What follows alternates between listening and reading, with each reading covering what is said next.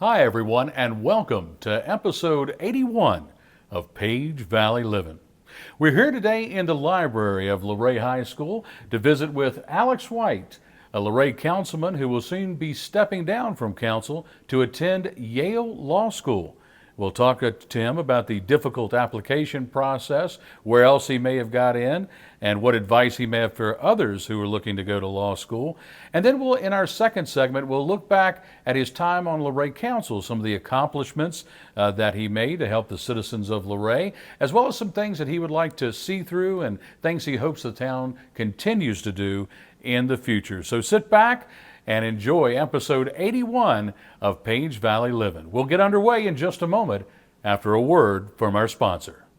Whispering Pines Assisted Living is now accepting new admissions. Quality care at affordable rates, professionally trained staff, memory support, and short-term respite stays are all offered by Whispering Pines Assisted Living, powered by Valley Care Management, where home and heart meet. Call for a tour today on Leaksville Road in Luray or learn more at valleycaremanagement.com. Welcome back, everyone, to episode 81 of Page Valley Livin. Mr. Alex White here, Luray Councilman, with us today. Alex, thanks so much for being with us. Yeah, thank you for having me. I really appreciate it. We appreciate your time as well. And we're going to let the folks out there know we're going to have two segments here. And then the first segment, we're going to talk a little bit about law school and the accomplishment that you have made here.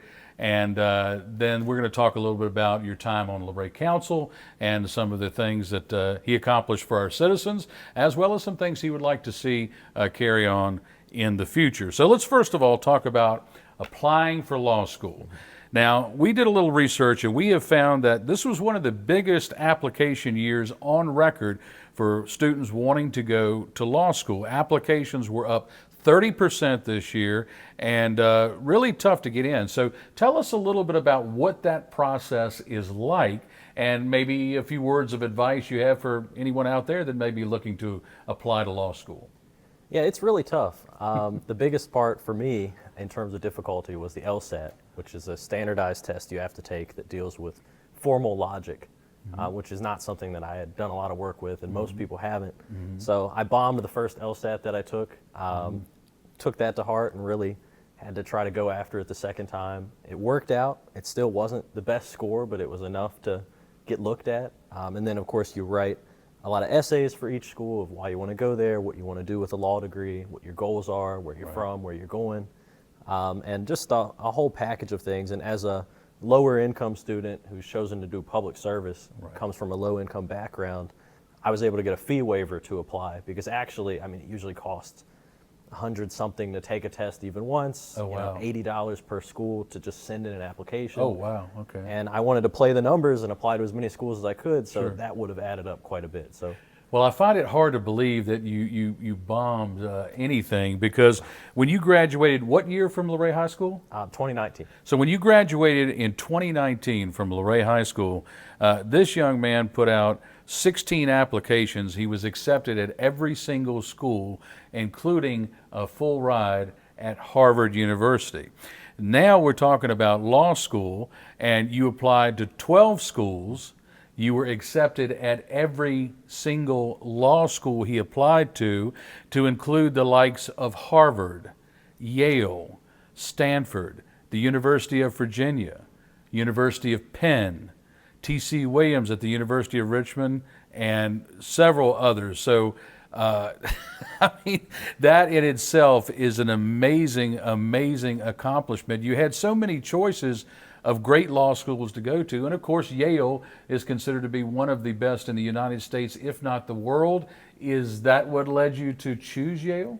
Yeah, and I will say we did have some denials in applying for college back then. We had a couple, and actually one of those was Yale. So, I mean, I finally got them back this time. I stand corrected. I'm sorry you're about good. that. You're good. Yeah, they're the number one. They kind of always have been since there have been rankings. They're one of the smallest of the major law schools, so it's a little more student-centered. It's a little more theoretical. You're talking more about should this be the way the law is instead of just this is how it is and we need to implement it. And also, it's they send a lot of students into public service, which is something I care a lot about. Okay. Some of the other major big name law schools are a little more focused on corporate lawyers. Right. And I just, I'm interested in those public service pathways being open because I think I owe a lot to a lot of people because I've had a lot of opportunities and I've got to pay it forward through public service. And Yale's the place to do it. That is wonderful. That is wonderful. Well, I know that you were the recipient of the Hurst Horizon Scholarship, and this is going to provide full tuition. Not only did you have full tuition at Harvard supplied through a scholarship, but you've got that now at Yale Law School. Tell me a little bit about that scholarship. It's Yale was the first school to establish a scholarship like that. Oh, wow. Need-based scholarship aid is actually really uncommon for law schools, but they wanted to make sure the door was open to students that came from a working class background or maybe pursued public service, just didn't have as much in terms of resources. So they started that. They've expanded that the last couple of years, and it was one of the reasons that I applied there and some of the bigger schools, because some other schools have followed their lead and created need-based aid, but they're still the biggest, best one with need-based aid. So just really thankful for that because law school costs a lot of money. Yeah, right. And I'll still have my living expenses and everything, but taking tuition off of the table is a big difference. And that'll also let me do public service because I won't be locked into saying I have to make the most money and go where I'm going to make the most money to pay down these loans because Right. the burden will be less. I can't imagine, and you don't have to tell me the figure, but I can't imagine how many tens of thousands, and we're probably well into the six figures, of how much money you saved yourself between Harvard undergrad and Yale Law School. That is absolutely amazing. Now, the thing that I'm curious about is you went to Harvard undergrad, you're going to Yale Law School. Was it tempting to go to Harvard Law and, are they going to let you wear any of your old Harvard sweatshirts on the Yale campus? Yeah, that's a good question. I haven't tried that last part yet. Harvard was on the list. I was kind of between Yale, Harvard, and Stanford, but all the reasons that I named for Yale. And I just tell people, if I go to that rivalry football game, I'm just going to walk out happy no matter what happens. That's right. Harvard, it's Yale. I thought it was almost illegal to go to one and then the other. Yeah, there's a handful of us, but we're definitely walking the line. Maybe that'll be something you study in law theory or something Yeah. up there. Let's see. We have several more questions here for you in the first segment. And I should have mentioned too, a couple of other places you applied and got into was Michigan Law, Boston. I think. Again, all of these great schools. But now that you've decided on Yale, you're going there, and I think you kind of answered a little bit of this in one of your earlier questions. What do you want to do with your law degree? What are your plans after law school? I mean, I came back to Luray and Page County after college because I felt that I owed a lot to the place. I wouldn't be the person I am without this place and a lot of the people here.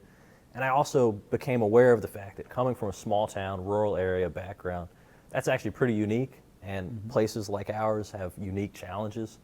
And the legal field is where a lot of the defense of rural areas is unfolding. I mean, you look at the class action lawsuits around, opioids, for example, and those efforts leading to the, big opioid abatement funds that a lot of localities, including Page, are getting money from to try to treat people, do things like the drug court. There are other fronts where the fight for rural America is occurring.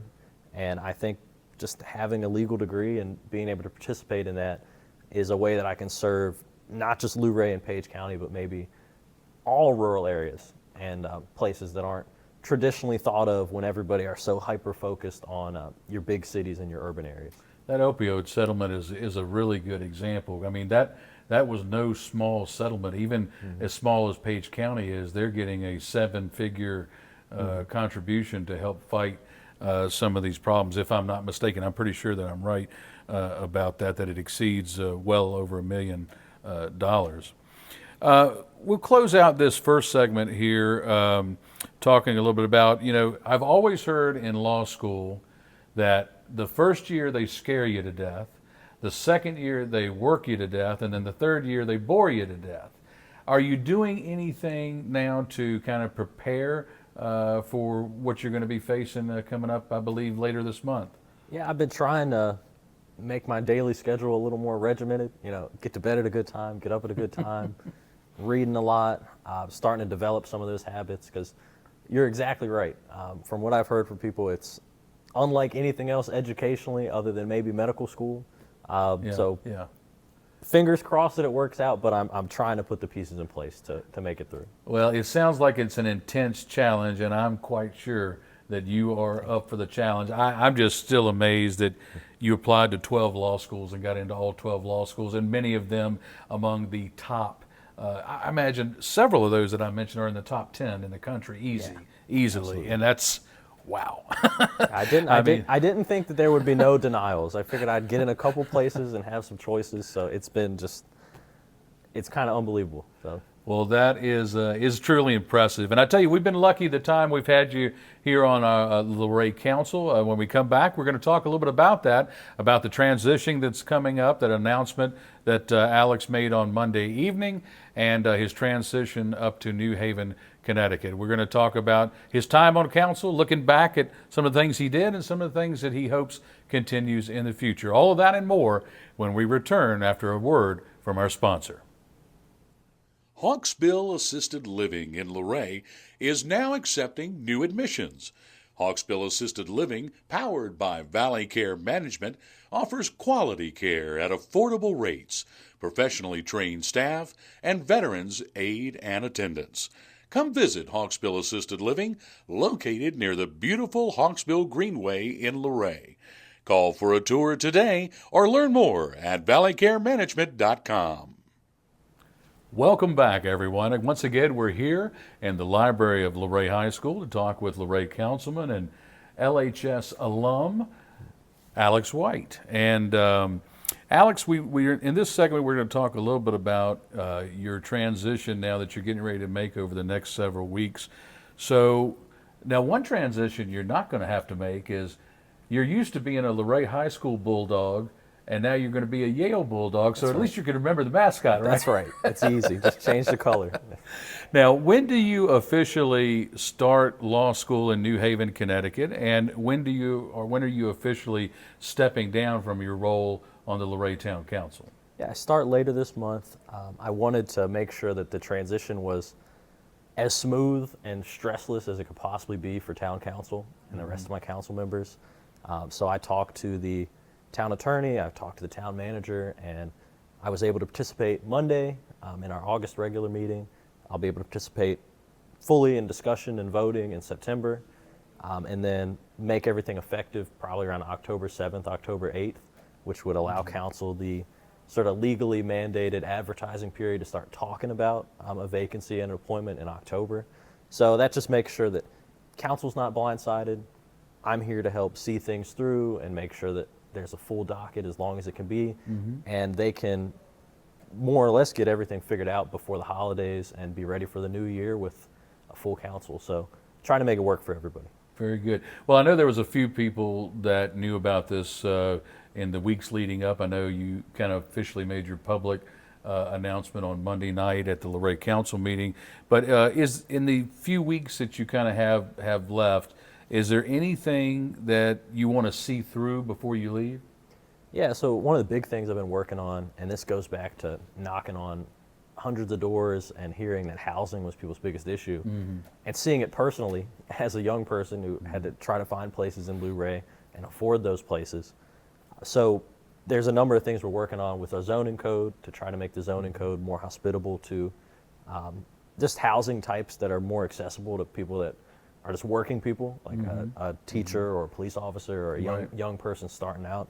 So trying to see if we can either get some of those ordinance amendments through the discussion stage or even adopted by September, that would be awesome. And everything else that we've got the ball rolling on, a lot of local government operates off of inertia, and since we started some really good things going, I think they're going to be seen through and happen and create some positive things for the people of Luray so they can afford to live in their town and stay in their town, which is really important. Yeah, I would say housing, at least locally, I mean, there's a lot of hot button issues floating around out there, but I would say housing is probably the one that I hear reoccur the most in recent years here.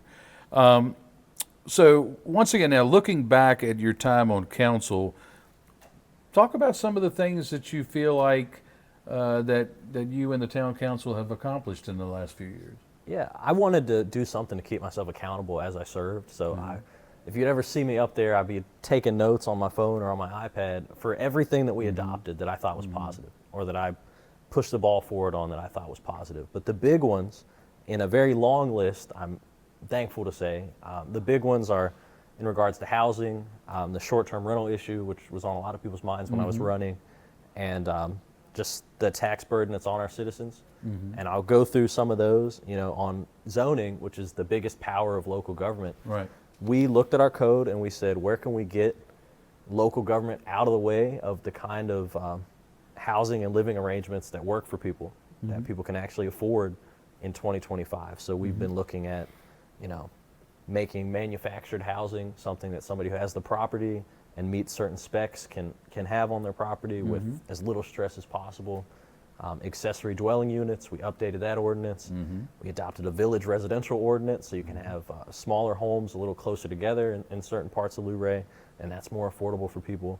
And then our whole comprehensive plan process, I was really blessed to be able to write the ordinance that has framed those discussions, where we outlined a number of basically housing affordability actions within our ordinance that we could take. And the Planning Commission has looked at those. That's really framed the discussion. I'm thankful for staff for using that document to frame the discussion. There's a lot of good things there. You'll remember the short-term rental issue being really controversial. It's something I heard a lot from people knocking on all those doors. And I came in and, sometimes I was the odd man out, the only no vote. But a couple dominoes came down there, and the whole council has sort of said this is an issue, and we adopted our first really comprehensive ordinance on short-term rentals. Right. Setting some of the criteria. Yeah, and then we removed them as a use in certain districts of the town where Right. it's supposed to be affordable neighborhood housing for families. We increased our TOT rate so that we would get more of a direct benefit for our taxpayers from that. And those numbers, it used to be the single most controversial issue. I think they have an application coming up, one, in the next couple of months. We really have not had an application. That's true. And that is good, I think, for our housing market. When a market's so tight, even the smallest thing can make a difference. It's also good for the people that have been doing that for years, because there's a lot of people that operated short-term rentals and before it became an investment opportunity for somebody out of Northern Virginia, a lot of local people. So it's been better for everybody. And then the final thing, and this was a big one and a tough one, people said, we have a lot of tourism, thank gosh for it. Let's derive the maximum direct fiscal benefit from that. And when I got in, one thing I brought up at our first strategic planning meeting was this policy that a lot of previous councils had failed to adopt because maybe they didn't go about it correctly.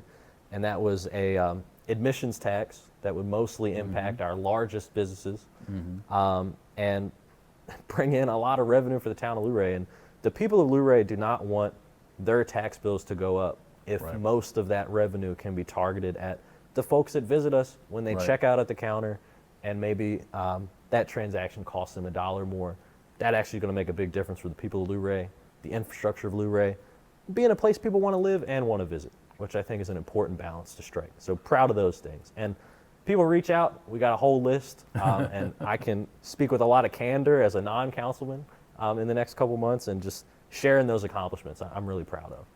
Well, I was one who never thought that the short-term rental crisis was maybe as bad as some folks seem to think it was. However, it was an issue that absolutely needed to be addressed. I look at towns like Blacksburg, that when there's a Virginia Tech football game, they have such an issue with so many short-term rentals, and how are you going to keep certain neighborhoods preserved and things like that. So the reason I bring that up is I think the Luray Council really took a methodical process and dealt with an issue that people were concerned about, and went through and say, hey, there's no silver bullet here, but we can adjust the zoning, we can keep it out of these districts, we can set up some criteria that can be used to judge future applications. I think all of those are positive steps, and I applaud you and the entire council on your ability to see an issue and methodically work through it in, as we talk about the sausage being made, so to speak, with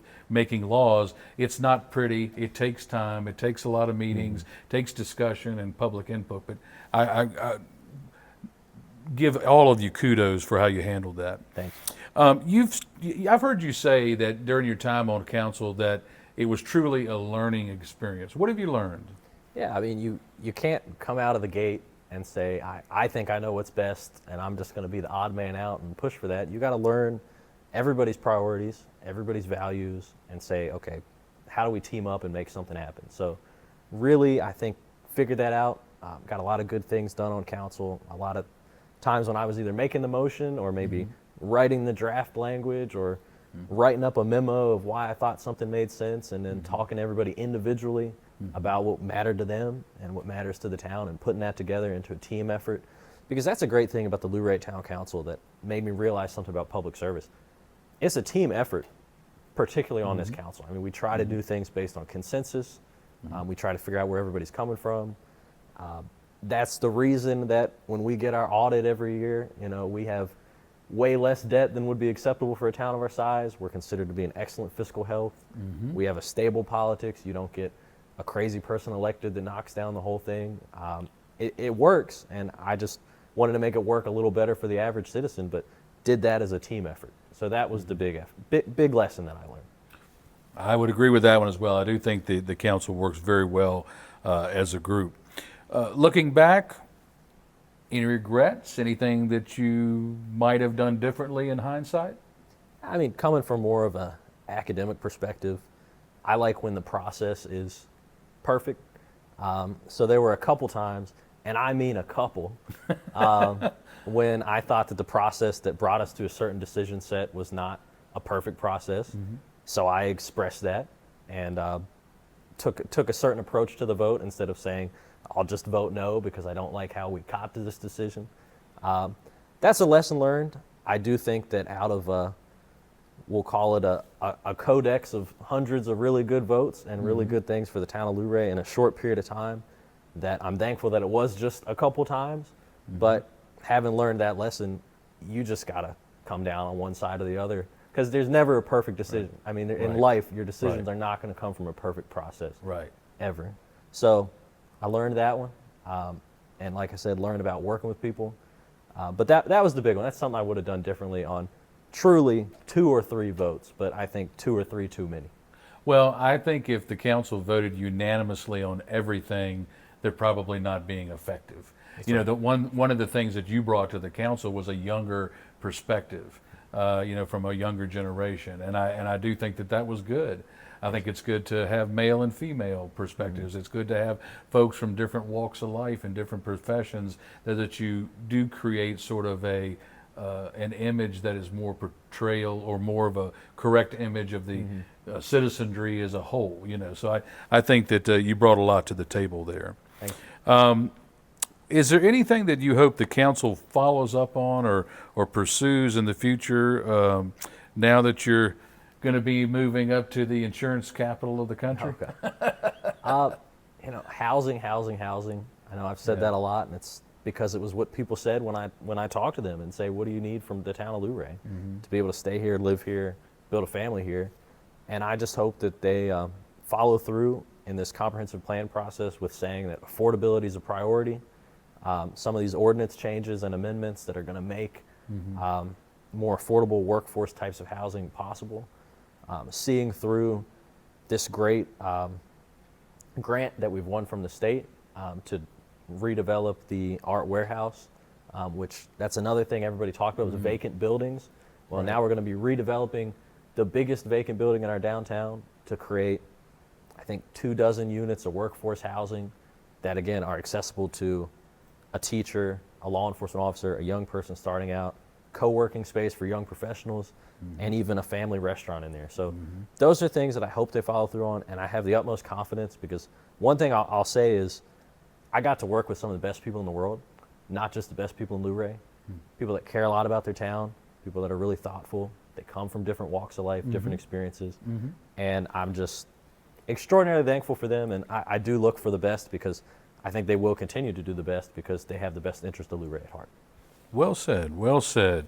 Any final thoughts now that you're really at a milestone plot point, so to speak, in your life here, and a big transition that you're getting ready to undertake?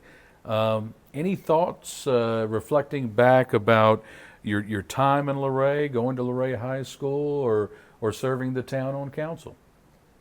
I mean, I've already used this phrase once, but we've got some of the best people in the world.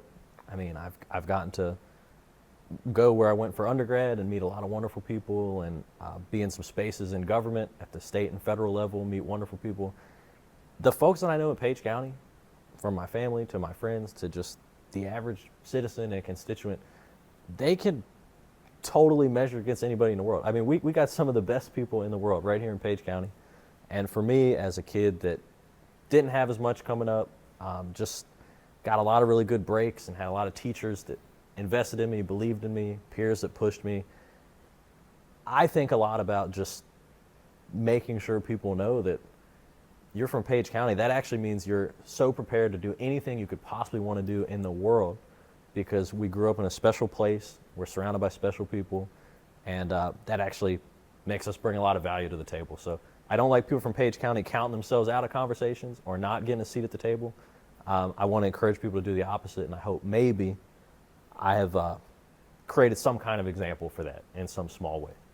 Well, Alex, I tell you, as someone who has stood back and I haven't known your entire life, but I remember picking up on the name Alex White back when you were working with Mr. Hammer and Gwen Burley in the public speaking and forensics program, and the news of you going on to Harvard, and now with this news of you going on to Yale. Of course, I followed closely your time on council, and I personally, as a resident of Luray, would just like to thank you for everything you've done trying to give back to your community, not just your time at public service, but your volunteering at Page One and other organizations. I think it shows a lot about your character and who you are, and I have the utmost faith that you're going to be extremely successful at Yale and for many years after. Alex, thanks so much for being with us today. Appreciate it. Thank you, Randy. Folks, hope you've enjoyed episode 81 of Page Valley Livin' here today.